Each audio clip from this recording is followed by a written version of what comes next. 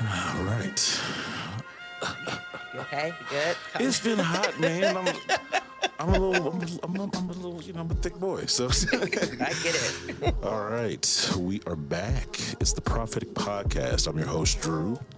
And today I have a special guest today. This has been a long time in the making. Just a little.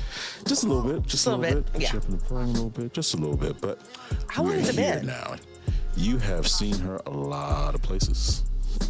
You've seen her on WFAA. Yes. She is the plant lady of Texas. She has been in the Forbes. And as far as I know, she's the first black plant shop owner in Dallas, if I'm not mistaken. Black woman. Black female. Yes, black woman owned plant shop in Texas. In Texas? Yes. That's huge. Yeah. Okay, so thank you for we finally got this I done. know. We've been playing phone tag for like almost 8 months. I feel like I was that girl that just like would keep like, Oh, I like met you you at a keep trying to get the club. first day, but she never shows Yeah. up. Yeah, I'm busy. Okay. No, All right, yeah, let's do it this week. I'm Okay, not yeah. gonna lie. Till the minute I was like, Yes. my girlfriend texted me. She was like, "Is she there yet?" I was like, "She's not here yet, but she's coming. I'm coming. I'm I here. swear I'm to here." God, this time she is coming. I know she is. We had this conversation. She's locked and loaded, so we're good to go. So before we get started, Okay. I wanted to do a quick icebreaker because you All said right. you're from Houston, right? Yes. Okay, so I want to ask you a couple things to see if you are a true Houstonian. Okay. So Texas Southern University, Yes. there's a walk that goes through the middle of it, a strip.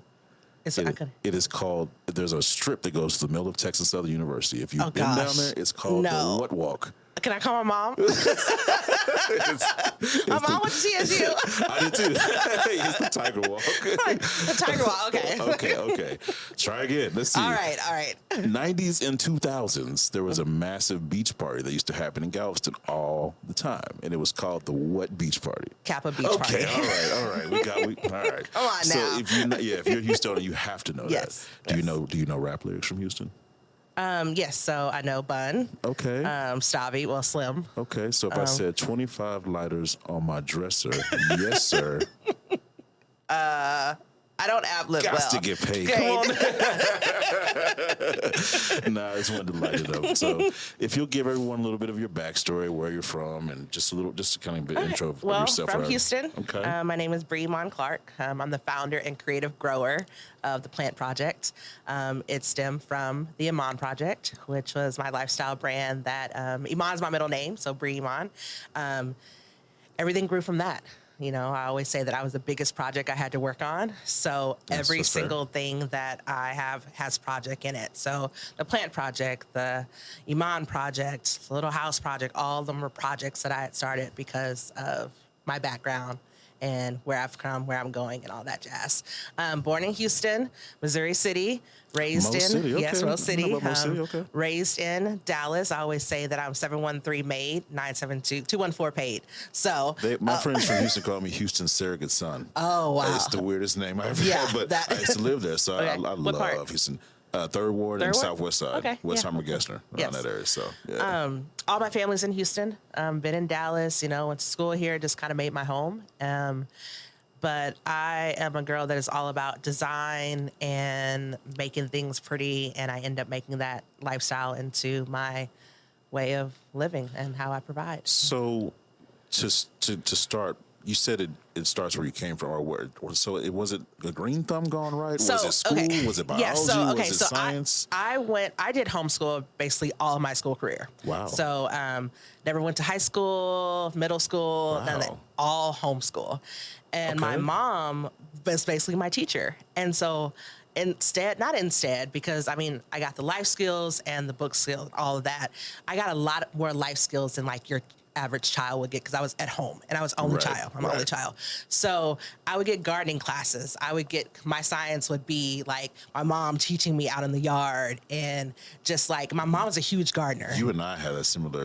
My grandma used to make me prune her rose bush. Okay, my mom too. Oh God, Yes. that was a nightmare. So exactly. So my mom was a huge gardener and Yeah. huge like homemaker. Like that was her job. She was all about making the beautiful tablescapes and making the beautiful meals and stuff. They were like almost like they were chef prepared and everything.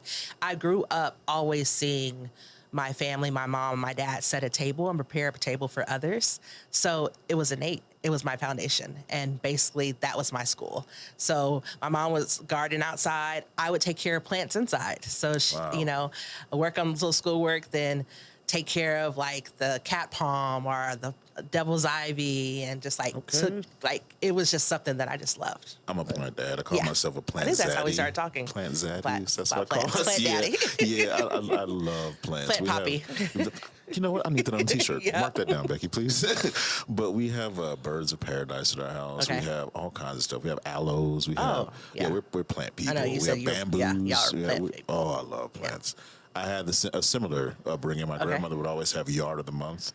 My mom too. You know how annoying that is as a kid, because that means you got to help you do are it. serious. Yeah, Oh man, I you was are manicuring lawns at like serious. 7 a.m. on Saturday. Yep. Before I went to golf practice or soccer games, I had to go out and mow the lawn. But and it weed eat and teaches all you that. so much. It did. Like it It really did. does. I mean, you wouldn't get the instant gratification. It's something that you had to work on. You had to work with your hands. I truly understand why my mom spent so much time in the yard and in her garden. It was her therapy. And it's true, like plant therapy. And I mean, that's why I started the Plant Project. It was therapy in a time when, I mean, it went back to when I was a kid. I never saw people like me own No. a plant shop. No. I mean, when our grandmothers, like you said, our forefathers all worked with their hands, all grew Gardening, stuff. yeah. I mean, Yeah. every single Black family has someone in their family before them Oh yeah. that had plants. I mean, you would always walk into your grandmother's house, see an ivy, see a peace lily, see, a orchid. Like it was some sort of plant. So I just want to Exactly. get it back to the roots of that, of what we grew up seeing. But I didn't see any ownership with that. I didn't see a Black woman own a plant shop or a greenhouse or a nursery. So that's what I wanted to bring. And I definitely didn't see that here in Dallas. You know, it's funny you said that part, and I'm realizing now that the reason I don't like to go to like Wolf Nursery or Yeah. any of those people is because Wolf I never. Nursery. That's old school. You don't remember Yeah. those? Yeah, old That school. was like All before Callaway. Yeah. Callaways, any of those. Yeah. Like it's just like I never felt the comfort. No. And then you can't go to Walmart and ask them for any knowledge on Definitely plants. 'Cause not. They don't And know you don't want to anything. go to appliance or where you get a so, washer like, and dryer. I had to learn a lot. Well, Yeah. I have a biology background, but I had Okay. to learn a lot from my grandparents, and like I learned how to grab a leaf and cultivate it. Yeah. You know what I mean? I learned how to grab Exactly. something, like I can go and grab an angel wing and Yeah. grow my own. That's how we've gotten most of our plants in our house. We got a little bit from You're a someone. propagator. And I propagate, Yeah. but I propagate in water, which is very strange. A lot of my plants are only in water. Water. They cannot seem to survive in anything else, but I learned that from her. So what do plants mean to you outside of all this? Like, how do you see it as a impactful thing for the community, especially the community of color? I definitely see it as freedom. I see it as something that you're able to express yourself in a way that we're not able to do so just in our own. I mean, other people are able to see it. Right. I feel like it's taking it back to where plants have always been part of our nature and always been part of us. But for so long, because they were trendy, it was only a certain type or a certain look that was all about plants and like Right. the plant influencers or the plant, they just became so trendy, but I feel like it lost where it came from. Right. I mean, a lot of botany, a lot of horticulturists look like you and I, but you didn't see that part of No. it. And, especially in how it started. So I wrote a, what do you call it, blog. I wrote a blog April of 2020, and I wanted to highlight Black and brown owned plant shops. And I couldn't find a single one in Texas, a single one in Dallas. Are you still one of the only few? Yes. Or are you still the only one? Yeah, in Texas. So no one's It's even another Black male. It's Black men, but it's no women Wow. that actually have brick and mortars in Texas. You're seeing some more brown Latino ones, but it's And I've just seen like little and then micro pop-ups, plants. and then Yeah. you'll see pop-ups and stuff, but like Right. brick and mortar. And then I mean that goes back to like having a shop, a store, a brick and mortar, a place is hard. Especially now Yeah, in the digital it's era. not. like, When I it's- see people open up stuff, I'm like, don't open up a store. Yeah. Yeah. Yeah. Like, We're you moving don't- away. It's you don't weird need because a- we're kind of moving away from it. Yeah, So it's exactly. interesting. So let me ask you this: why, or what has been the difficulty with being a woman of color in this industry that you're in? Have you found have you found support? Have you found difficulties? Yeah, it's hard. I mean, especially hard in Dallas, being a woman of color in Dallas. You know, my dad and I were just talking the other day, and he was like, I feel like you have to ask for permission to be Black in Dallas. And he said that I've never really put it in that context, but I could understand the sentiment. Yeah, and it's like, because he said he loves Houston, so we're talking about like Houston. Yeah. And he's like, my dad's like, I love Houston, and this like Houston. Even my husband, he's like, I love Houston. I don't like Dallas. And I was like, my dad, well, why don't you like Dallas? And he was like, because it feels like you have to ask permission to it. It is hard, and as far as financially, mentally, I never turn off. You know how, I mean, look how long it took us to get together. If I turned off, we wouldn't be here. Yeah. So we're one and the same. I get you. You never turn off. Yeah. You're constantly thinking, because you have to stay relevant. You have to evolve. You have to so it's no breaks. So that's taxing. Right. And especially in an industry that it's not so many of us in already. So I feel like it's even more work. Do you have to check, do you feel like you have to check more boxes to heck yeah. You do? Yeah. As opposed to like white or male counterparts, you feel like, okay. Definitely. Okay. And then on top of that, it's just not something where it has to be the elite of the elite. You know, it has to be but I feel that I would do that in anything that I would do, but even more so because they're watching to be like, okay, well, you have this title of being the first Black woman-owned plant shop in Texas. And even though I didn't give myself that title, I opened the plant shop because I wanted to see something different in this industry. And I wanted to show no matter your background, race, religion, or style, that you could have plant joy and Black joy. And that's why in every shop it says plant joy. I'm smiling because I've said this, I don't remember this, but in the past few episodes, I think I said this, but what I said was, I created this space because I felt like we didn't have enough Black or brown podcasters in this city. You know, you can look east and west and find them all the time, right? Because it's kind of more localized to those places. Exactly. Dallas is not really a big podcasting city. No. And so I wanted to create a table where I could have these conversations with cool people and we could get our voices out there because we don't really have that. No. And it's hard to do that. Yeah. And for the first part of me doing this, it was hard because I was afraid to get my voice out there. Like I'm in the space. Yeah. But I was I want to not want to say the wrong thing because I want this thing to grow. And that sucks because that really probably has a lot to do with being Black. Yeah. And I never thought of it that way until you said that. You know, mine is, I have always been not scared, but in fear of using my voice because of my background. You know, like with mine, I don't have the best background. You know, I've been to jail. Me too. Go ahead, then. Yeah, what's up? Been in jail, lost everything. I mean, Carlos and I were homeless. I mean, so sometimes it's like you're putting yourself in that space where you're sharing a lot. Yeah. And when you share so much, it allows people to tear you down even more. Yeah. It's kind of like that episode. I mean, not that episode, but the movie in Air, that part in Air when he's talking about like people put you, you know, it's like with social media. It's like I have a love-hate thing with Instagram or whatever. I'm very grateful for being able to build my brand on it, to provide for the boys. We've grown our business solely on Instagram. I get people to find us. You know, I don't have a publicist or anything. People find us through Instagram. But at the same time, you're putting so much of who you are out there that it's more ways for people to bring who you are down. I feel like people always love the message, but they don't like the mess getting to the message. Right. So that's what I've seen, you know, in my career of the Iman Project, the Plant Project, like all the projects that I've created. So you said, I heard you say brand. I do want to ask you, how did you come about the brand partnerships? Brand partnerships? I am very proud. I was reading last night because I do a lot of research. So it was just like, the list just kept going. I was like, okay, cool. So, but how did you land? If you had these difficulties, where was the breaking point where you landed in these partnerships and you kind of made some headway? I think like telling my story, like being completely authentic with, you know, and I hate the word authentic now because I think it's run to the ground, but really building the relationships, using the relationships that when I was a hostess at a restaurant and the manager there is now working at so-and-so, but still keeping those relationships. You know, everybody now just wants things to happen instantly, but it's like, I've been working on this, I feel like even before I was married, before I had my sons, I've been working on this stuff for years. So it's like, yeah, it looks like, oh, she has these great things with Anthropologie or Lululemon and, you know, such that, but it didn't happen just instantly. Oh, keep on running. Keep spouting on. Cool. You know, it just get things. So, but I mean, it's just like, it takes time. But it really does come from just talking to people. I talk to everyone.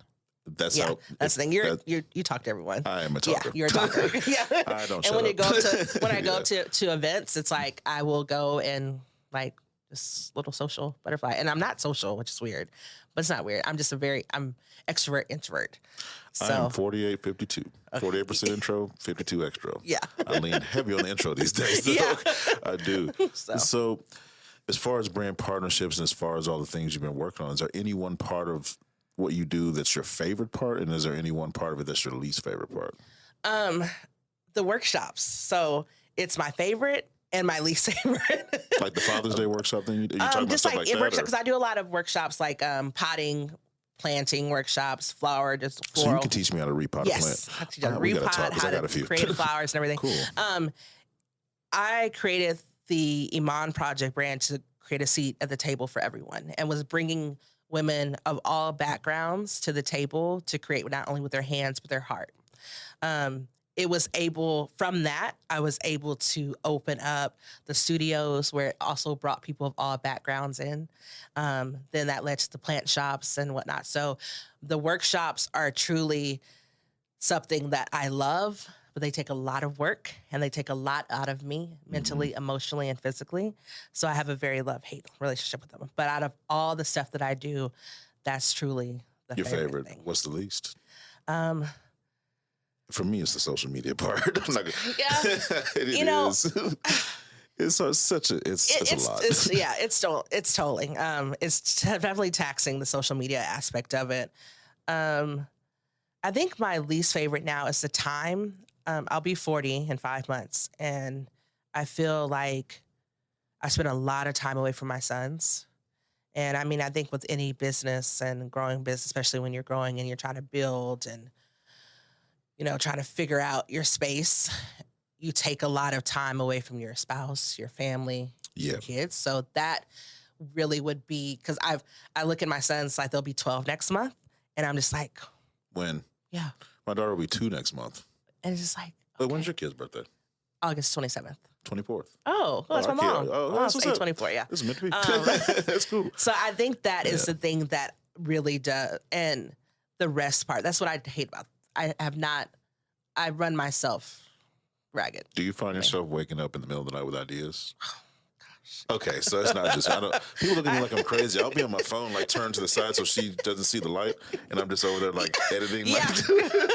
Like this Yep. morning, your questions. I was like, I don't like that question. And I Yep. was up and I was like, I know I need to rest, but I got to make sure. I know. you No, I did like, that. just Yeah, I can't did that the stop. night Like, before, and then I got up at like 3 something, and like from 3 to 4:15, I had to write like a little article for a magazine, and it's just like had to write a how-to and stuff, and then I couldn't go to sleep. And then this morning, I think I got up at 4 and was like working on. But yeah, I will wake up in the middle of the night, go to my office, erase the whiteboard, and like I don't Yeah. like that idea, and just start And start drawing it over. again. It's so Yeah. crazy, but It for is. some reason, somehow I still have the energy to get everything else done. done. Yes. Yes. Yeah, So you're a exactly. parent as well. Yeah, I How is am. parental life? I know you said it's hard because you're away from them, but You know- how do they like all this stuff?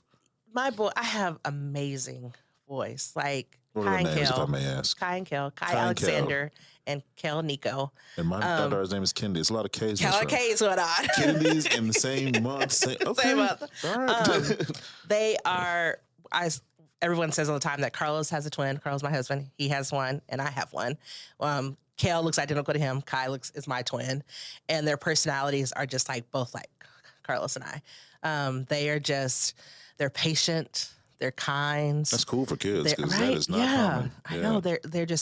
They show so much grace. I learned so much from them. The thing, just how to deal with people, how to operate, and just how to think of ways and look at life. They're my second chance because I was a thug. Like What? What? I'm You're a just like thug. I just was a trouble. Like I just did everything. I always got in trouble. Carlos, Always- he's behind the camera. Y'all can see. She was a thug, Carlos? Really? When you met her, she was a thug? Oh, I was the biggest thug when I met. So did you tame her, Carlos? Did you make her settle down? Or did you make him settle down? He actually made me. So yeah. I kinda wouldn't be get a okay. peaceful We'll put it nature, like this: quiet, I calm would nature not from be him. alive or be out of jail. How were you if it thugging in wasn't home for school? What were you Carlos. doing? Oh, those are the biggest thugs. The ones Really? yes. Tell me something I didn't know. Because I mean, I went to formal, education, Okay. K through 12, Yeah. so I didn't know anything. I went to private school for a little bit, but yeah. So you were a thug. That's crazy. So I Were mean, you out I beating just, people up? What were you doing? they used to call me a hockey player with no stick. So I Oh was, shit! Thug. yeah, I was a girl that What was you so would always angry be about? out in the. I know life. Like Oh, hell. I would be out in the club, and I would always get in fights. So that stopped when I had the boys. Obviously, it should. As Yeah, it should, and yeah. I just I say they're my second chance. They saved me. Saved me. I feel that. Kennedy, I feel like is my second Right? chance. She It's just slowed me down a lot. You know how the old people always say babies make everything better? They do. They do. She woke up right before I left this morning. I was like, oh. They do. Like I thought I was sneaking around trying to find my pants. I was pissed because I was trying to find. I was like, where the fuck are my pants? Yeah. So I was sneaking through every closet, and she's Dada. I was like, oh well, we up now. So Yeah, what's up? fair. So she jumped up. When she wakes up, Yeah. and she's done sleeping, she throws everything out of the bed. Never seen anything like it. She'll take all her pillows, blankets, sheets, and just throw it. Throw it out. And then she'll say, "Pick me up." I'm like, why do I have to bank your bed up like this every day? It was just, it's one of those things with her, like we do it every morning. Yeah. And I'll say, Alexa, play Gracie's Corner, good morning. And then she'll sing with me, and then we do our thing. They just make stuff better. Yeah, and then on my way, I was like, "Daddy's got a show today. Give me a hug." And she was just she's so And see, empathetic. girls, I She's can just only like, girls and dads. oh that's man, just she pats me on the back. Yeah. She holds my hand. I'm like, where do you know this? You're not even 2 yet. So Yeah. I See, with love boys, it's like it's mama's boy and just what you call it. But I can only imagine if we had a girl. Oh, if you wrapped ever around go that Carlos. route again, Yeah. I would advise if you can stand it, it's so much fun. I love having a girl. So plans for the future. You've done so much up I to this know. point. Like what more do you want to do? I'm sure there's got to be stuff. You You know, want to it's do, funny right? how like you say you've done so much because like I was texting like Leah and I text every morning. Shout out like, to Liz. She is so cool. She's so good. Do you know? I'll have to tell you how we know each other. I've known her for a very long time. Really? We were in high school band together. Oh, shut up. Yeah, Oh gosh. she played clarinet and I played sax. Oh, that's funny. Me and her brother Rodney, we were all in band together. We were like the one of 20 That's black kids in the band. funny. Yeah. Oh goodness. Long time. Yeah, she's God. cool. She's We were very texting cool. this morning like 5:30, and I was like, 5:30. yeah. Why were you up? We text. I was up since 4. Oh, I know you're not talking. Fair enough. Fair But we're enough. just. I was like, man, I feel like I've done a lot, but I haven't done anything, and I just feel when we went back to we did a TED Talk. We did a TED Talk together in New York, Leah and I, Mm-hmm. and after we got done with the TED Talk, it was just like we felt so like we hadn't done anything, like hadn't reached like a whatnot. Do you know? But like, can you answer? Can you speak to why you feel that way? I think it's like you're trying to figure out who you are still while you're doing all these amazing things. Yeah. And then it's a lot of thinking that, looking at like, and sounds horrible, but looking at what other people are doing, and it's like, okay, Yeah. that's really easy to do, especially with social media. Yeah. It's like, okay, well, this person's doing this, and then also it's like you don't want to share too much of what you're doing because you don't want to look like, oh, I'm doing this and I'm doing that and I'm doing this and There's a all that balance. stuff. Yeah, But you're the benchmark, so like, it's a hard, it's trying to. is Yeah. it hard being the benchmark? Because you really are. If you think It about is. it, there's no one else doing what you do as a black woman, so you're Yeah. technically the benchmark. Uh, So I would think you wouldn't feel as much like that because Oh, I do. I feel a lot of like Really? it. Yeah. Who are you comparing yourself to though? Like if you're you get what I mean? Like if you're up here and you've done all these but things. I mean, you have to think about that's like other people looking. That's you. That's not me. You have to think of Yeah. like what I'm thinking. Like, whatnot. So Leah was like, and she made it. She's like, you deserve every single thing that's happening to you. That's good. And she's like, you are exactly where you need to be. We both are. And what we're doing, we've done some really dope things that other people have not done in our lifetime. That's fair. Yeah. And I just had to, because I'm like, oh, I'm going to be 40. And I think Carlos and I were just talking about this yesterday. And I was just like, I don't know what I want to do. And he's like, and he's like, do you need a reset? Do you need to like, and I just feel like, we've worked so much, just constantly moved and just constant, just go, Right. that sometimes you don't like sit in it and enjoy what you've done. Do you remember the times before all this? I remember asking for what I have now. Fair enough, because Yeah. I'm in that space for right now. Like Yeah. I'm like, I want, And then this, that this, gets this, me and back. this. That's Yeah. grounds me again. And it's like, okay, you prayed for these moments that you're living. And I prayed to be out the system. and not have to check in for probation, not have to pay a fee, not have to go before a judge. I prayed for those moments, and it happened. That's beautiful, though. So I have to get back to the root of those things. And I think that's why I love the Plant Project so much, too. It grounds you. Yeah. Yeah. It does. Yeah. It really does. Have you lost friends or family along your journey because of your success?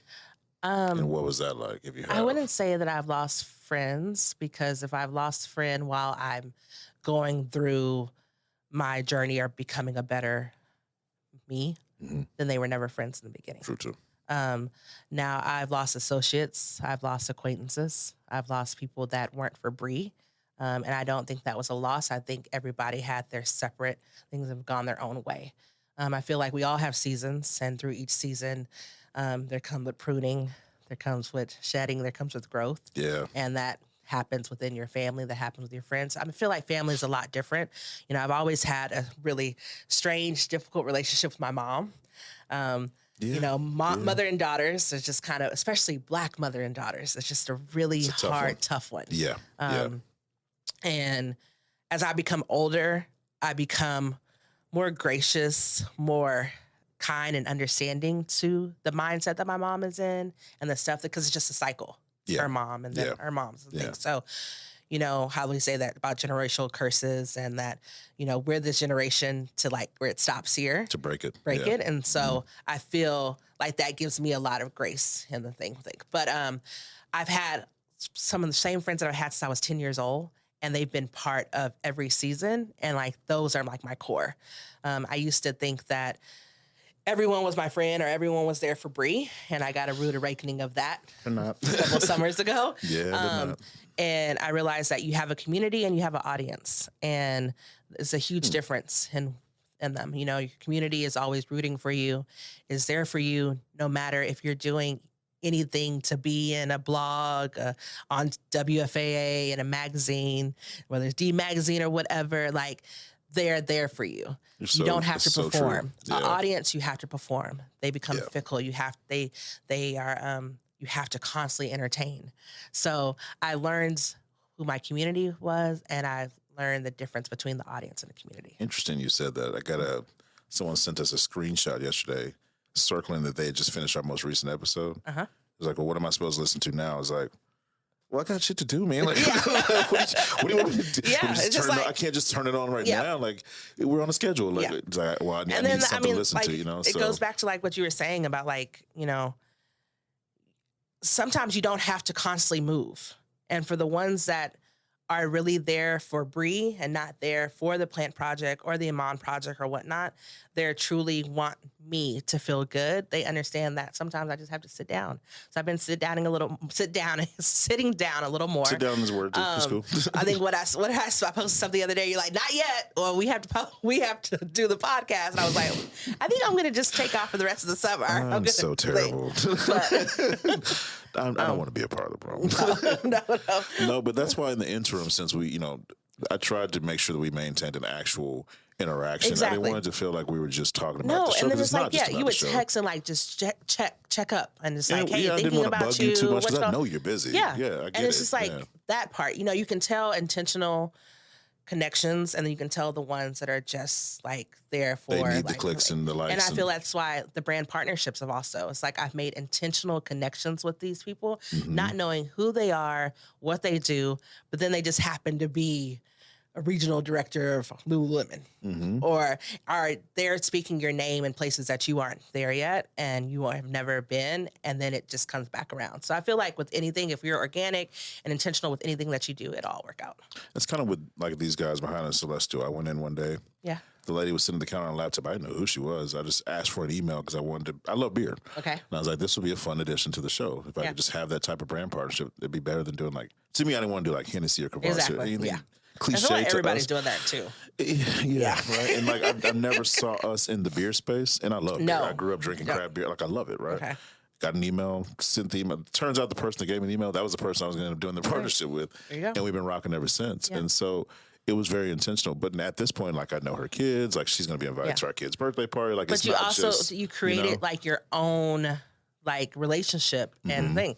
I feel like, especially here in Dallas, it's so easy to get wrapped up. Like, okay, everybody's doing Hennessy, everybody's doing this. It's like everybody jumps on to like one thing because they see everyone doing it instead of like creating your own lane. And sometimes, you'll get kickbacks from that. People will be like, oh, or look at you differently because you do create your own lane. But in the end, it always. Oh, I've had people say all kind of stuff. Oh, yeah. You're not Charlemagne. You're not the Breakfast Club. You're not a radio station. I was like, nor Yep. do I want to be any of those things. Same here. I Same like here. this show. I like what we've created. Yeah. This is our table. You can come sit if you're invited. Yeah. If you don't want to be there, that's fine. And most of the time, it's people doing less than you. They weren't doing Are anything. not doing anything at all. Yeah, most of them weren't doing much. Like, and after Yeah. that, no shade on them, but this is something I built, and I'm sure what you built was from like this has Exactly. meaning. That name has a lot of meaning to me. My mom, taught me to be very intentional with my words growing up. So that name rings true for me. So it was definitely it had to be called that. Yeah. So You hold a lot I'm of doing power. things that are it is very, very powerful. And what you're doing is very, very powerful too. Thank I you. wanted to applaud you. That's one reason I wanted to just celebrate you. I Yeah. think what you're doing is very cool. I need to go to your shop. Yes, you do. I need to go. It's in And Uptown. here and Houston, since you went to TSU. I know, and my people in Goodness, Houston, we're they know literally about you. what 9 minutes. 9 minutes from TSU. Really? 9. Yes. Where is it located in Houston Montrose. exactly? So you have Midtown. Is that Midtown? Oh well, no, not Midtown. So you have Midtown, Montrose, and Museum District. There you go. Third Yeah. ward. So Okay. right there. All my people in Houston, can you go to her shop, Yes. please? Support. I'll support here. Y'all support there. Please.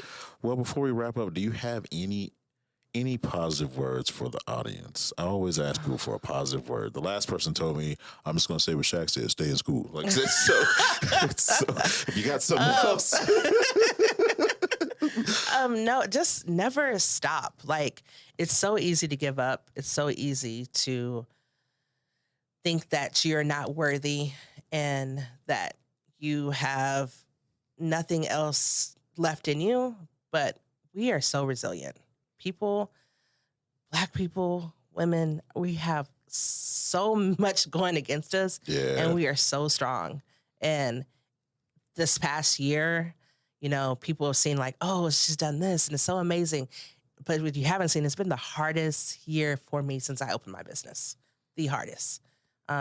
So never stop. Keep going, never give up, and never stop rooting for not only yourself, but for others. I'm really big on, when you create a seat at the table for everyone, not just bringing people to the table, but when you're there at the table, giving them the blueprint. Like, I will introduce people, connect ones. I feel that now we're in today's society, people don't want to connect to each other and really grow from one another because they think that it'll take away from what they have going on. And that's just not how stuff works. I had to tell somebody piggyback on what you just said, which is awesome. So I said, how much do you pay people to talk to you? I was like, pay people to talk to me? How much money do you think the show makes? Yeah. I was like, no, I build relationships. Exactly. And I nurture them. And those And are priceless. Yeah, and I actually like the people I talk to. Yeah. It's not like I'm just begging them to come sit and talk to me. Exactly. Like, I actually want to know what they're into. Yeah. I like to know what they have going on behind the scenes. Like, it's not just the Plant Project. I know you had kids. I knew you were married. I thought that was dope. I knew you were a parent. I knew you had a lot going on. I knew you were busy. I knew you were a Black woman in the community. Yeah. It was more than just what I saw in the Forbes. Like, a lot of people are so stuck on titles. Yeah. Oh, that part. And So I talking hate that titles part. and being on, they're like, people think that, oh, if you haven't been on WFAA or in D Magazine, and I'm grateful for being on all of those Mm-hmm. platforms, but that does not make who you are. No. That does not mean that your business is more successful or that you have a better business than the next person. Mm-hmm. And the features and all of that does not matter. The work is on the inside. Mm-hmm. And I think really people need to get back to that. Social media has taken away from that. And people on, Instagram and Facebook and Threads and all the stuff. Oh, Threads. I know. I don't even. It's just one more thing Just to keep one up more with. thing.